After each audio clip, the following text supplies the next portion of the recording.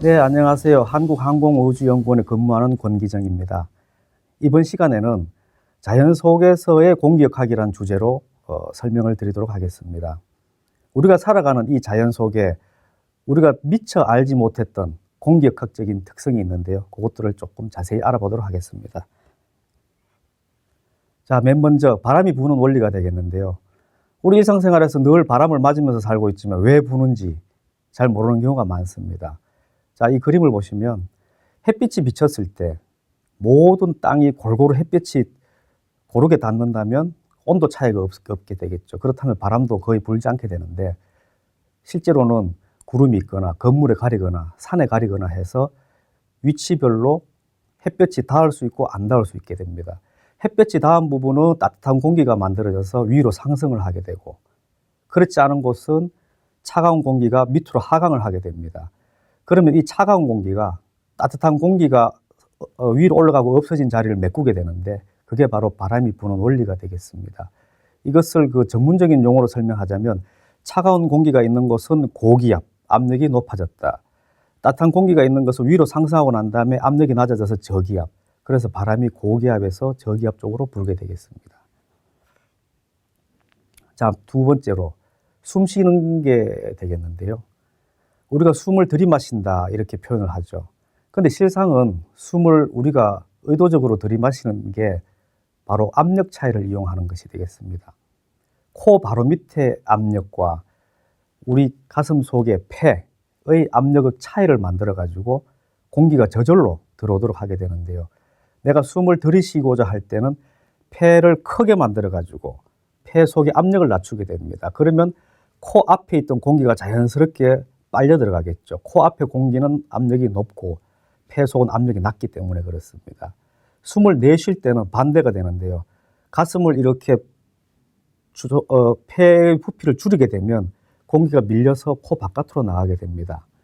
이런 원리로 우리가 숨을 쉬는데, 만약에 코 바로 앞에 압력이 낮아지게 된다면 숨을 쉬기가 되게 어렵게 됩니다. 왜냐하면 폐 속의 압력을 낮춰서 숨을 들이쉬게 되는데, 코 바로 밑에 압력이 낮아진다면 힘들게 되겠죠. 그런 경우가 언제 나타나느냐 하면 태풍이 오거나 했을 때가 되는데, 아주 빠른 바람이 코 밑을 지나가게 되면 우리 코 밑에 압력이 아주 낮아지게 됩니다.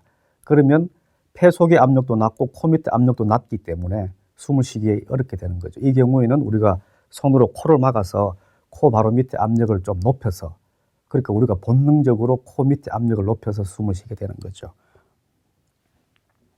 다음은 씨앗의 비행이 되겠습니다. 우리가 흔히 보는 게 민들레 씨앗, 어릴 때 많이 가지고 놀죠. 길거리에 민들레를 뽑아가지고 이렇게 훅 불게 되는데, 이 민들레 씨앗이 굉장히 멀리까지 날아가게 됩니다. 그 이유는 민들레 씨앗 끝에 아주 가벼운 깃털 같은 게 달려가지고 공기를 타면서 날아가게 되는 거죠.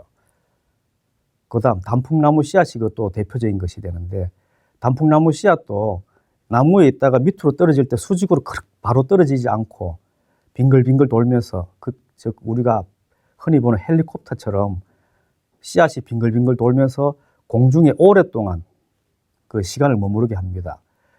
민들레 씨앗이라든가 단풍나무 씨앗처럼 공중에 오래 머물다 보면 주위에서 바람이 불 때 더 멀리까지 날아갈 수가 있는 거죠. 그래서 이것이 바로 그 생명의 신비가 되는 것입니다. 다음으로는 새들의 비행. 그 새들이 V자형 비행을 주로 한다고 알려져 있는데, 실제로도 하늘을 보면 아주 가끔씩 이런 모습을 볼 수가 있습니다. 맨 앞에 있는 새가 바로 대장새인데요. 왜 대장새가 맨 앞에 가야 되느냐 하면, 맨 앞에 있는 새가 가장 힘이 듭니다. 오른쪽 날개, 왼쪽 날개 짓을 해가지고 공기를 굉장히 흐트러 놓게 됩니다. 전문적인 용어로는 그 와류라고 부르는데, 공기를 이렇게 회전하는 흐름을 만들어 놓으면 그 뒤에 따라가는 새가 그 와류를 몸에 타고 자기는 힘이 조금 덜 든 상태에서 날아가게 됩니다. 그 뒤에 새도 마찬가지고요.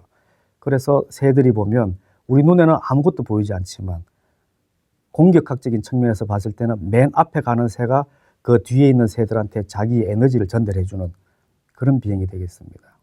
이것도 자연의 신비라고 할 수 있습니다. 자, 마지막으로 이거는 공기역학은 아닐 수 있지만 그 원리는 똑같기 때문에 설명을 드리겠습니다. 상어가 보면 비늘이 그 흐름 방향으로 아주 그 자그마한 흠집을 가지고 있습니다.